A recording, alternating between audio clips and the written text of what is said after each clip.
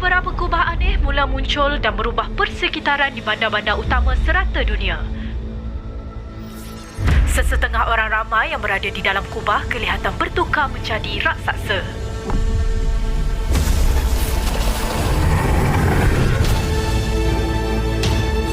Dari maklumat yang operatif Zila kumpulkan, alien penakluk akan gunakan Power Sfera untuk aktifkan kubah pengubah realiti.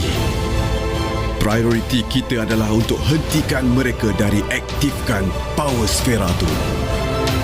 Inilah apabila realiti bertukar dalam dunia simulasi. Ayuh anak muda,